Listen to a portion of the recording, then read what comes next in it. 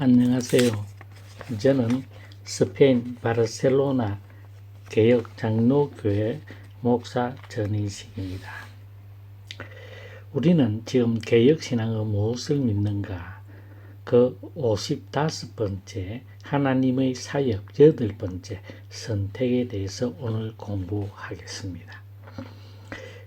오늘 하기 전에 잠시 제가 지난 시간에 착각한 것이 있어가지고 묵상과 명상에 대해서 설명을 했는데, 묵상과 명상은 같은 것이고 명상 대신에 관상입니다. 관상을 제가 명상으로 착각을 했습니다. 명상이나 묵상은 거의 같은 뜻이고, 관상이라고 하는 것은 불교나 다른 종교에서 또 신비주의자들이 옛날부터 하던 것입니다. 그리고 관상기도가 한국에 지금 유행하고 있는 것 같는데, 관상은 기독교적인 것이 아닙니다. 이것은 자기가 신의 소리를 신이 되기 위해서 만나는 사람들의 신이 되기 위한 인간적인 노력의 일환으로 자기 의식을 비우는 것을 이야기합니다. 의식이 비워진 상태에 제일 먼저 자기가 의식을 차리면서 느꼈던 것들, 그것을 하나님의 음성으로 이야기하는 겁니다. 그건 굉장히 잘못된 겁니다. 관상기도에 있어서 문제가 되어진 사람이, 유명한 사람 중에 한 사람이 이동원 목사일 겁니다. 이동원 목사가 나중에 무슨 생각으로 그런 것을 했는지는 모르겠는데, 관상을 해가지고 자기가 그 뒤에 기도를 갖다가 신학교에서 보급을 해야 된다 어쩐다 하는 소리를 한 것 같는데, 그것은 명백히 잘못된 겁니다. 자, 그러면 오늘은 선택, 하나님의 사역 그 8번째 선택에 대해서 말씀드리겠습니다. 하나님의 예정에는 두 가지가 있습니다. 하나는 영생을 위하고 다른 하나는 영벌을 위한 것입니다. 이것을 각각 선택과 유기라고 부릅니다. 개혁신앙은 하나님의 선택과 유기라는 주제를 다루면서 선택을 정의 내리길 하나님의 불변적인 목적이라고 합니다. 도르트 신조 1조 7항에 있습니다. 세상을 창조하시기 전 하나님은 죄가 없는 순전한 상태로부터 죄와 파멸에 빠진 인류 중 특정한 수의 특별한 사람들 그리스도 안에서 선택하기로 작정하셨습니다. 창조하시기 전입니다. 인간의 어떤 조건에 따른 것이 아닙니다. 선택은 하나님 보시기에 인간이란 부패하고 타락한 자들이에 불과합니다. 인간이 하나님께 선택을 받은 것은 그분의 기쁜 의지에 따라 선택된 것입니다. 인간은 구원의 조건에 요구되는 어떤 것이라도 조금이라도, 아니 일부분이라도 행할 수가 없습니다. 도르트 신조 1장 10항입니다. 그럼 하나님의 선택의 목적은 그러면 무엇인가? 그 앞에 거룩하고 흠이 없게 살도록 하기 위함입니다. 에베소서 1장 4절입니다. 이것은 하나님의 형상 회복이라는 말로 표현될 수도 있습니다. 또 신학에서는 성화라는 말로 표현하기도 합니다. 중생의 목적 또는 선택의 이유는 우리의 거룩함입니다. 중생의 목적에 관해서 칼빈은 하나님의 형상의 새롭게 형성시키는 데 있다. 하나님의 형상, 새롭게 형성시키는 데 있다고 기독교 강요 1장 15장 4항에 말했습니다.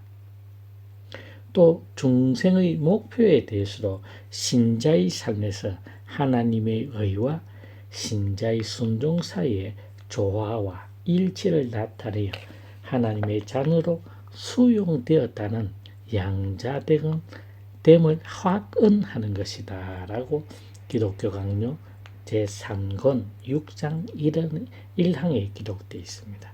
자, 이것을 중생의 목적과 중생의 목표를 종합해 보면 하나님께서 선택하신 이유는 지상에서 거룩하게 살기 위함입니다. 자, 거룩한 삶은 중생된 자가 하나님의 자녀임을 확신토록 합니다. 이 선택의 확신은 이성적으로 이해되어지는 것이 아닙니다. 하나님의 말씀에 지적된 선택의 확신한 결실들을 영적 기쁨과 거룩한 기쁨으로 스스로 지킴으로 얻게 되어진다고 도르트신조 1장 12항에 기록하고 있습니다. 즉 결실을 맺는 것은 회개의 열매 혹은 성화라고 말할 수 있습니다. 결국 결실을 맺는다라고 하는 것, 거룩한 삶이라고 하는 것은 하나님의 계명대로 따르는 것을 의미합니다. 자, 여기서 우리가 조심해야 할 것이 있습니다. 하나님의 말씀대로, 하나님의 계명대로, 하나님의 뜻대로 자연인은 결코 살 수 없다라는 사실입니다. 우리가 쉽게 성화, 하나님 말씀대로 산다, 하나님의 뜻대로 산다라고 하는 것은 자연인의 성품에 따라 살 수 있는 윤리, 도덕적 삶, 즉 바른 생활과는 100% 다른 의미입니다. 성화나 하나님의 말씀대로 산다, 계명을 따라 산다, 계명을 지킨다 라고 하는 것은 자연인으로서는 절대 할 수 없는 겁니다. 즉 윤리 도덕적으로 바른 생활 살아가는 것과는 다른 의미입니다. 즉 자연인으로 윤리 도덕적인 삶은 바른 삶을 살아갈 수가 있습니다. 자연인들은. 그러나 성화, 계명을 따라 산다, 하나님의 명령에 따라 산다, 하나님의 말씀에 따라 산다 라고 하는 것은 성령의 능력이 없이는 불가능하다는 사실입니다. 오늘날 많은 사람들이 손모 교수 같은 사람들은 기독교를 윤리화, 도덕화 시켰습니다. 바로 윤리, 도덕적으로 바른 생활을 살아서 모범을 보이자라는 주장을 합니다. 기독교를 소위 윤리화, 도덕화 시킨 장본인입니다. 손봉호 씨가 그렇습니다.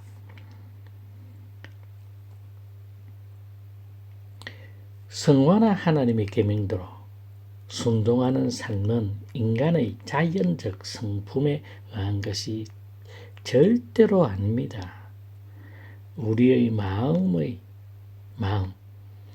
마이어라고 하는 신학자는 이 마음, 우리의 마음을 지정의의 총체라고 그의 마태복음 주석에서 기록하고 있습니다.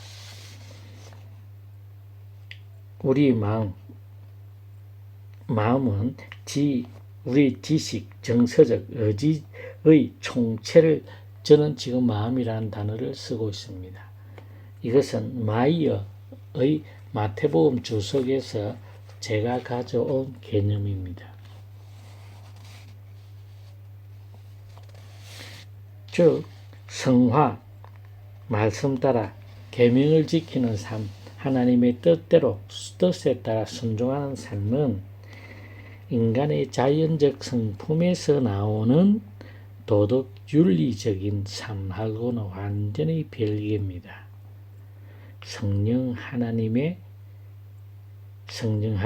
우리의 마음의 문을 여셔서 그 마음을 지배함으로 말미암아서 예수님 때문에 형제를 사랑하고 내 주 하나님을 사랑하는 것, 그러한 삶을 통해서 나타나지는 세상이 감당할 수 없는 삶, 그 사람이 바로 우리의 성화의 삶이요, 하나님의 말씀대로 순종하는, 하나님의 계명을 지키는 삶입니다. 분명히 기억해야 됩니다. 성화의 삶은 자연적 인간의 도덕, 윤리적 바른 생활의 삶과는 질적으로 다릅니다. 성화의 삶, 계명을 따라 사는 삶, 하나님의 말씀에 순종하는 삶은 성령께서 우리의 마음, 지정의 총체인 우리의 마음을 온전히 지배하셔서 그 성령 하나님이 하나님의 깊은 것 가져 통달하셔서 우리에게 그 하나님의 뜻을 이루기를 마음에 손을 갖게 함으로 해서 우리의 지정의가 성령 하나님의 뜻에 순복해서 나오는 삶, 그 삶을 실행함에 있어서 우리의 마음에는 깊은 곳, 우리의 마음 가장 깊은 곳에서 주님 주시는 기쁨, 하라. 주님이 주시는 기쁨으로 넘쳐나는 삶. 그래서 세상의 어떠한 것으로도 대체할 수 없는 즐겁고 기쁜 삶을 살아가는 겁니다. 이거는 세상이 감당할 수 없는 삶입니다.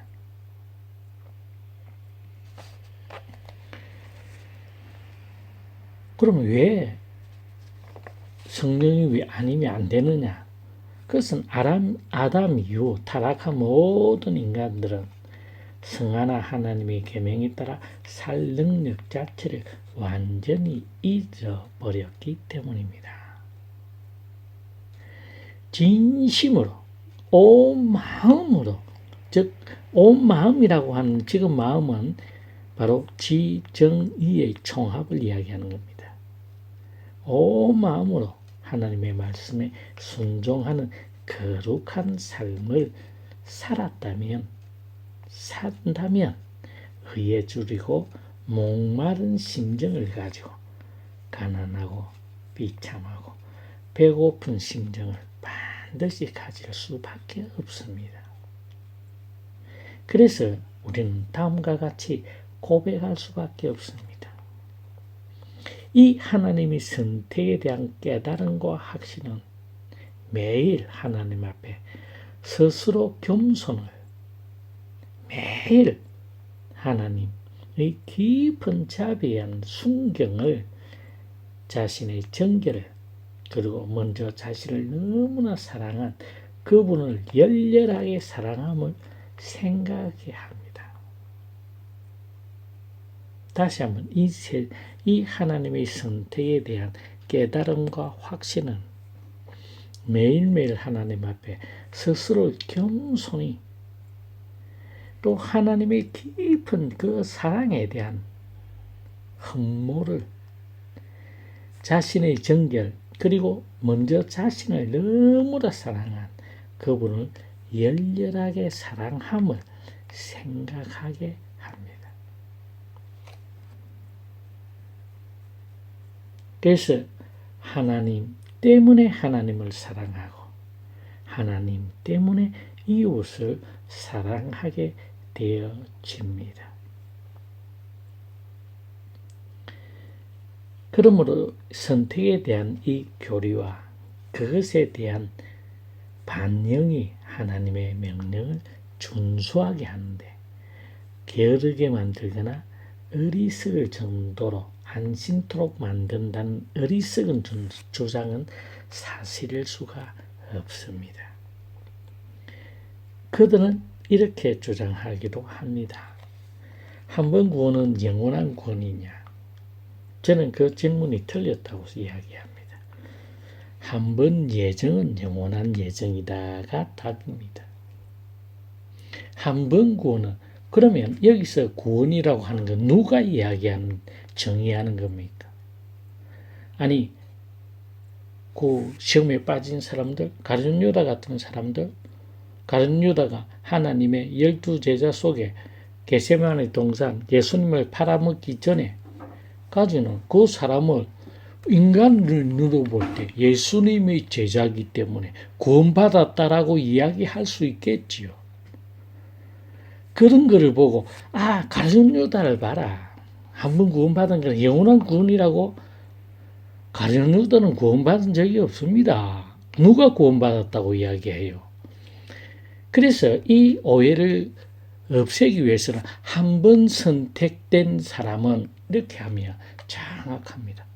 한 번 선택된 하나님의 자녀로 하나님이 기쁘시고 하나님의 지혜에 의하여서 선택된 사람, 인간의 어떤 조건이 아닌 무조건적인 하나님의 선택에 의해서 예정된 사람은 영원하다. 영원히 예정된다. 라고 이야기하면 그건 오해가 전혀 없습니다. 근데 하나님의 입장에서 우리가 예정된 사람을 구원받은 자라고 하는데 우리가 인생을 살아가는 길에 있어서 누가 구원받았다라고 이야기 단언할 수 있습니까? 그것은 인간의 부족함, 인간들의 판단에 대한 잘못된 판단에 근거한 한 번 구원은 영원한 구원이다. 그래서 장로교는 잘못됐다. 착각하지 마십시오. 한 번 예정된 자들은 구원받는다. 영원한 구원이다. 왜? 하나님의 선택에는 후회하심이 없기 때문에 그렇습니다. 하나님의 지혜와 하나님의 기쁘신 뜻으로 선택된 자이기 때문에. 그래서 로마서에서 분명히 이야기합니다. 예정된 그들을 또한 부르시고 부르신 그들을 또한 어렵게 하시고 어렵다 하신 그들 또한 영화롭게 하신다. 거기에 단절이 어디 있습니까? 한번 하나님께서 선택하셨으면 그 선택은 영원한 선택이라가 장로교회가 이야기하는 예정론입니다. 어디서 구원이 갑자기 튀어나와서 한 번 구원받은 자는 그런 게 어디 있습니까? 장로교 교리에. 한 번 예정된 자들, 한 번 선택된 자들의 구원은 영원 불변합니다.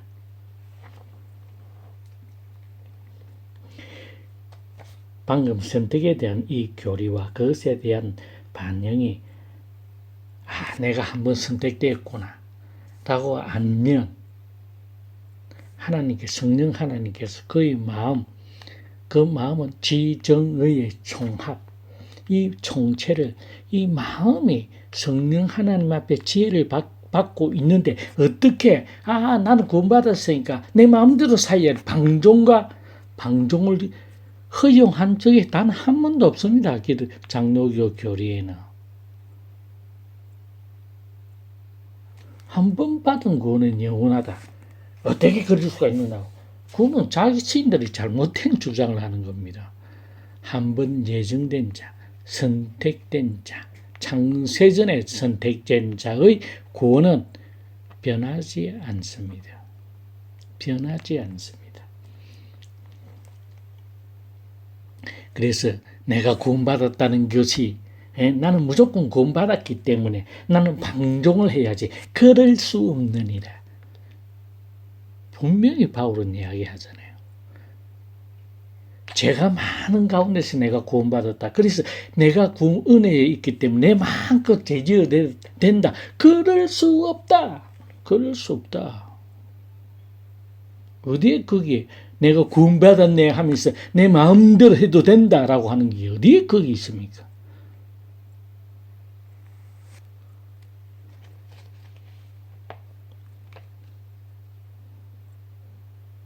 그런 일은 결탄코 일어나지 않습니다.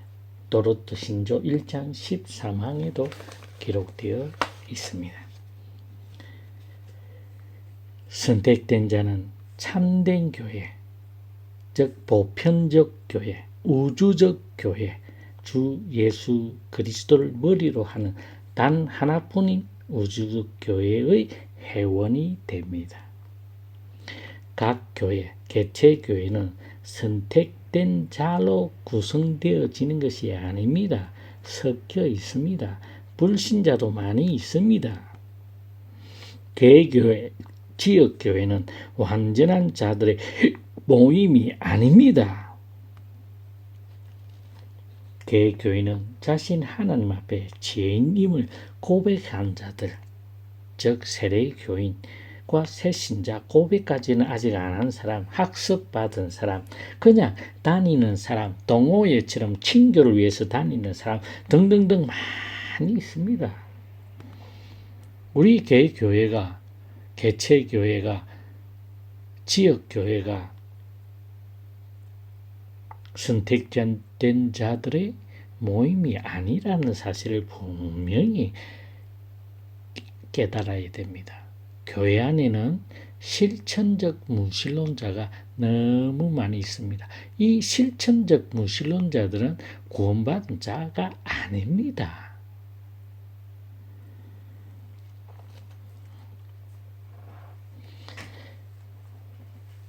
교회를 통해서 하나님의 자녀의 삶을 그리스도 하나의 하나님의 자녀들의 삶이 어떠해야 되는지를 배우게 됩니다.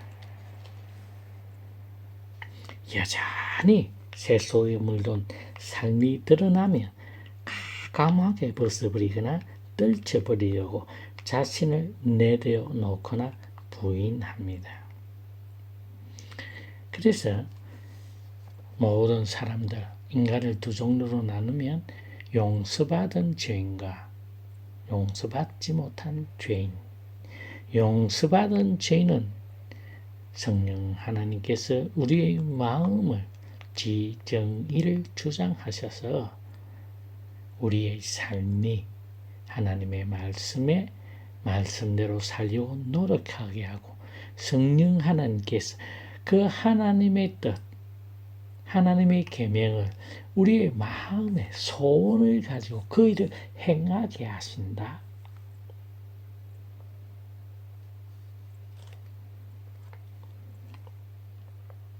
그래서 모든 그리스도인들은, 즉 하나님의 선택된 자들은 하나님의 말씀을 날 묵상하고 또 그 말씀을 가지고 기도하고 그 말씀의 참뜻을 깨닫기 위하여서 말씀에 능통한 자들이 되려고 애쓰고 노력해야 됩니다.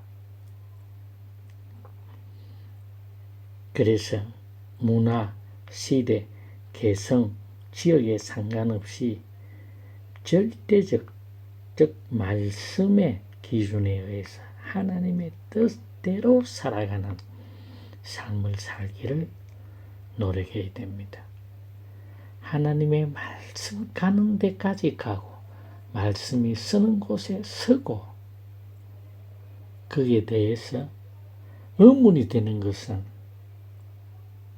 나름대로 공부를 하고 또 지도자들이나 학자들에게 물어보기도 하고 여러 가지 학자들의 책들을 읽어보아 가면서 세상의 판단과 세상의 경향성에 의해서 그 모든 세상의 그 유행에 따라 살아가는 삶은 그리스도인의 삶이 아닙니다.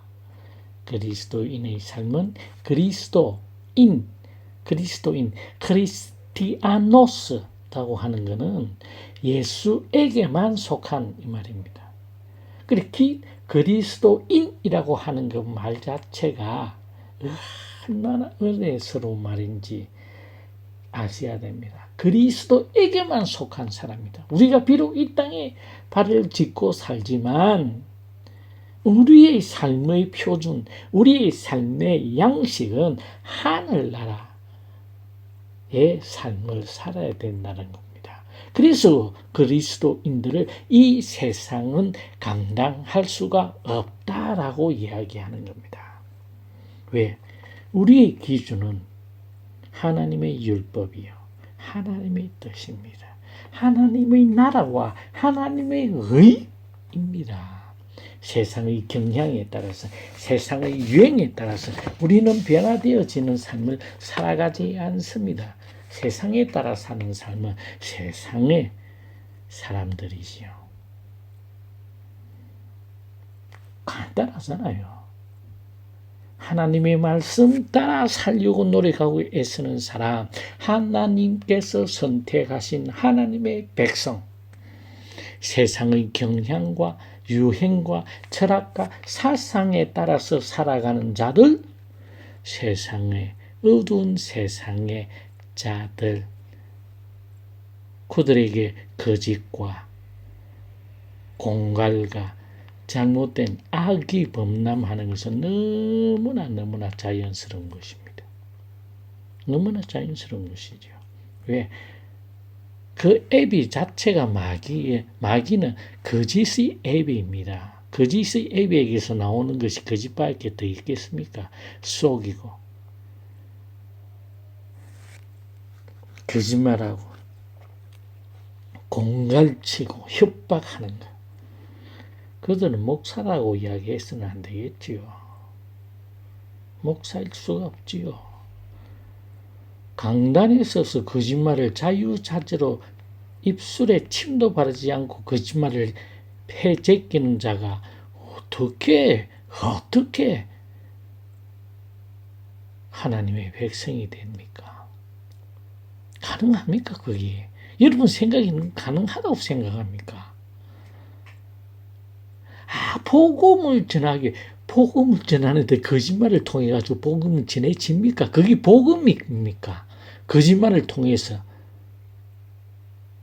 그 복음이 전해지겠습니까? 그게 하나님의 말씀이겠습니까? 하나님의 뜻을 이루기 위해서는 그 방법과 수단도 선해야 됩니다. 하나님의 목적에 합해야 되는 겁니다. 하나님 복음을 전하기 위해서는 거짓도 서슴없이 해두고 공갈도 쳐도 됩니까? 그게 성령 하나님께서 역사하시겠습니까? 마귀가 역사하겠습니까? 거짓은 거짓의 아비에게서 나오는 겁니다. 변명을 대라 하지 마세요. 변명, 그 사람 변호하려 하지 마세요. 아닌 것은 아닌 겁니다. 자신만이 자기가 잘못한 것에 자신이 하나님 앞에 회개하고 돌아온다. 누가 막을 겁니까? 하나님께서 용서하셨다는데. 그런데 변명으로 보나마나 마귀 새끼지요. 다른 거, 아무리 그가 세상에서 유명한 목사고 어떤 능력이 많고 불의 사자고 나발하더라도 문선명이 보십시오. 박태선이 보십시오. 마귀의 자식은 마귀의 자식입니다.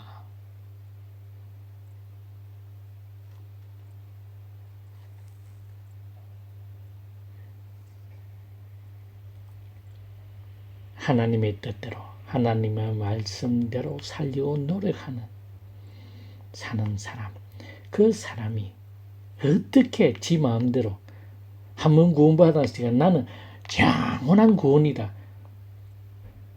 누가 지보고 구원받았다고 정의를 내려줍니까? 그 교회 목사가요? 그 목사 지는 구원받았는지 확신합니까? 그런 소리를 해서는 안 되지요. 하나님의 뜻대로 성화의 과정으로서 살아가려고 노력하는 사람들은 제멋대로 살려고 하는 기분이나 감정이나 재성을 결단코 따르지 않습니다. 영국의 16, 17, 18세기를 풍미했던 청교도들을 보십시오. 그들 중에 나는 하나님께 구원받았기 때문에 내 마음대로 살아야 된다 하고 한 사람이 누가 있습니까? 단 한 명도 없습니다. 왜 그들은 이런 것을 경건의 훈련이라 하고, 이 훈련에는 내적 고통이 반드시 따르기 마련입니다. 왜? 세상을 등지고 살아야 되기 때문에. 그래서 이 내적 고통은 자신의 것을 내려놓거나 포기한다라는 것은 사실은 고통스럽지 않습니까? 너무너무 고통스러워서 눈물이나 통곡, 비통으로 바뀌기도 합니다. 자, 하나님은 수양의 기름보다 상한 심령을 원하신다고 하십니다. 이 상한 심령, 하나님의 말씀대로 살려고 하니까 이 세상에서 받는 고통, 무언의 고통과 여러 가지 상황에서 오는 그 고통, 그 고통으로 말미암아서 상한 심령으로 나아가기에 겸손히 하나님 앞에 나아갈 수밖에 없고, 하나님의 만져주심으로 인해 참된 영적 기쁨이 넘치게 되는 삶,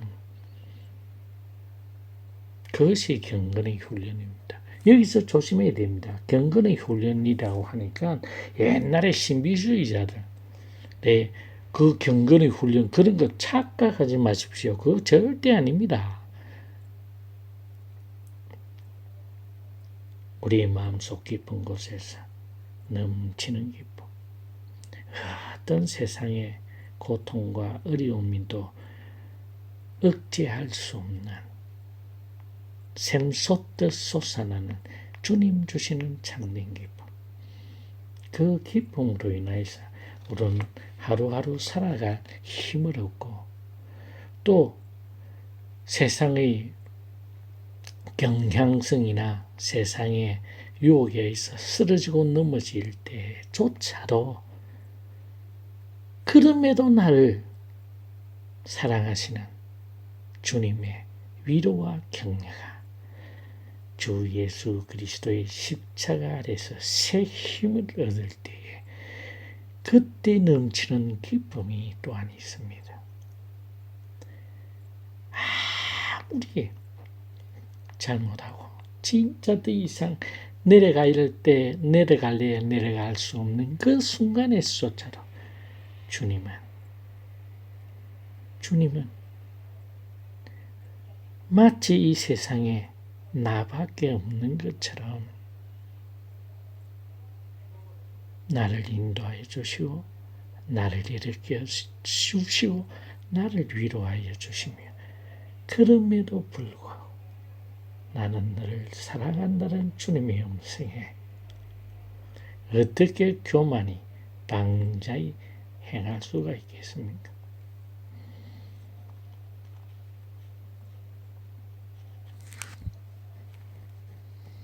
이 세상의 삶에서 주의 백성으로 사는 것이 고통스러울 수 있습니다. 직장 생활이나 여러 교우 관계나 여러 가지 사회생활에서는 기독교인들이 살아가기에 적대적인 세력으로 꽉 차 있습니다. 마귀는 이야기합니다. 우는 사자와 같이. 우는 사자들은 하루에 20시간을 잠을 잡니다. 근데 유일하게 일어나서 활동할 때는 배가 고플 때입니다. 우는 사자란 배가 고파서 사냥을 해야 된다. 사냥할 수밖에 없는 상황에 빠진 사자를 우는 사자로 표현했습니다. 마귀는 우는 사자와 같이 사창가를 그가 거닐게 했어요. 주의 몸된 교회를 공격하기 위해서. 우는 사자와 같이 덤비려고 마지막 사냥을 하기 위해서 온 힘을 다 바치기 위해서 그 줄임배를 움켜쥐고 사냥하기 위해서 번쩍이는 눈으로서 기다리는 그 사단은 사창가 가지 않습니다. 교회에 옵니다. 왜? 사탄의 유일한 목적은 사창가를 확장하는 게 아닙니다. 사단의 유일한 목적은 하나님의 백성을 할 수만 있으면 한 명이라도 넘어뜨리고 쓰러뜨리기 위함이 사단의 유일한 목적입니다.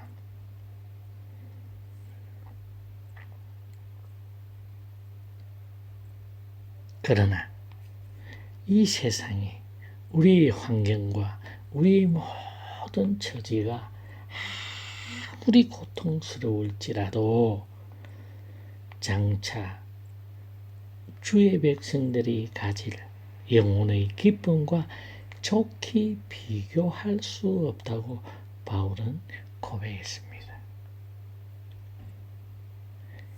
지금 여기서 받는 이 모든 고통, 핍박과 어려움과 그 모든 사탄의 반대가 일어날지라도 우리가 곧 받을 천국의 소망, 기가 막힙니다. 그 천국의 소망에서는 우리가 하나님과의 그 영원한 생명의 삶, 눈물과 고통이 없는 삶, 하나님의 영광의 광채에서 날마다 시간마다 분초마다 넘쳐나던 그 영광의 광채 속에서 우리 지정의가 다시 한번 새로워지고 다시 한번 하나님에 대해서 더 많이 알게 되어지는, 그래야 이어서 우리 입술에서 거룩이 나오며 찬양할 수밖에 없는 그 영원한 나그네의 세상, 여호와 하나님과 그할 그 날을 회상해 보십시오. 그 날 묵상을 해 보십시오.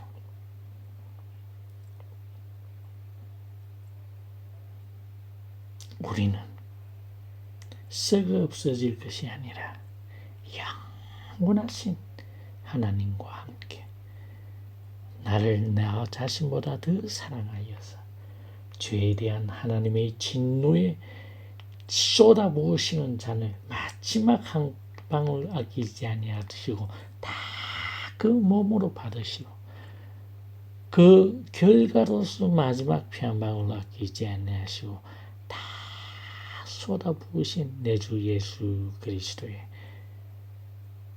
그 크신 사랑, 그 사랑 안에서 주님과 함께 영원한 삶을 살아갈 그 날을 묵상해 보십시오. 세상의 어떠한 고통도 사실 의미 없을 수 있습니다. 하나님은 우리에게 자신을 살피고 그리스도인의 삶을 살아라고 도덕법인 10계명을 주셨습니다. 이는 도덕법은 하나님의 성품의 발로입니다. 기독교 강요 2권 8장 1항에 기록되어 있습니다. 자, 우리는 성찬을 대할 때 하나님의 10계명 앞에서 우리 자신을 비춰봅니다. 우리 자신의 모습을, 참된 모습을 바라보게 됩니다. 죄에 대한 하나님의 공의, 그 하나님의 공의는 독생하신 주 예수 그리스도의 육신 위에 죄에 대한 진노의 잔을 쏟아붓습니다. 모든 창조된 우주 만물들이 그 빛을 잃어버리는 그 고통의 순간 우리는 성찬을 대할 때마다 나를 위하여서 그 아버지 하나님과 성자 예수님 사이에 있어서는 안 된, 있지도 않았던 분리가 발생합니다. 이 고통이 주님이 겟세마네 동산에서 땀이 피같이 흐르면서 전심을 다하여서 기도하신 그 기도의 원인이 바로 아버지 성삼위 하나님 사이의 분열입니다. 분리입니다. 아버지로부터 분리되어지는 고통. 나의 하나님 어찌하여 나를 버리시나이까. 이 고통. 그것이 바로 저와 여러분들의 구원하시기 위하여서 흘리신 피와 또 자신의 몸을 찢으심으로 말미암아서 그 우리의 과거, 현재, 미래의 모든 죄의 문제를 해결하셨다라는 증거가 바로 성찬입니다. 그래서 성찬에 참석한 함께 동참하는 그 자들은 주 예수 그리스도의 십자가의 보혈로 값지고 사신 형제 자매임을 분명히 깨달아야 됩니다. 성찬은 아무 의미 없는 것이 아닙니다. 우리에게 은혜의 방피로 주신 것이 두 가지가 있습니다. 하나님의 말씀을 설교하는 것과 말씀을 통해서 그것은 듣는 은혜의 방편입니다. 그러나 성찬은 우리의 눈으로 보는 은혜의 방편입니다. 개혁가들은 이 두 은혜의 방편 외에는 다른 것을 이야기하지 않았습니다. 그러나 요즘에 나오는 사람들은 기도를 성찬을 빼고 기도를 은혜의 방편이라고 이야기합니다. 그러나 그렇지 않습니다. 성찬은 우리가 성찬을 대할 때에 우리의 눈앞에서 십자가의 형장으로 우리를 인도하는 겁니다. 그래서 우리의 모든 죄가 이 성찬에 참여하는 그 모든 주의 백성들이 한 형제 자매임을 고백하는 겁니다. 이러한 공동체 의식이 오늘날에는 많이 사라졌습니다. 그것을 강조하지도 않습니다. 그냥 주님께서 당하신 세 개의 못 박힌 손, 머리에서 가시 멸류관, 채찍, 참 감상적인 겁니다. 그러나 겟세마네 동산에서 그 고통, 육신적인 고통으로 인해서 겟세마네 동산에서 이 잔을 나에게서 벗어나게 해달라고 아니라 나의 뜻대로 하지 말고 아버지 뜻대로 해라. 내가 이를 위하여 왔다고 하는 기도하면서 땀이 피같이 떨어진다라는 묘사를 했습니다. 그가 심령이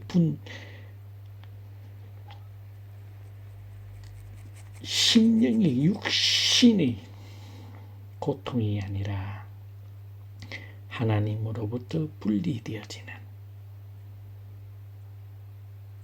성삼위 하나님께 일어날 수 없었던 그 일이 인간의 죄 때문에 일어났다라는 사실, 그 피의 죄를 위하여서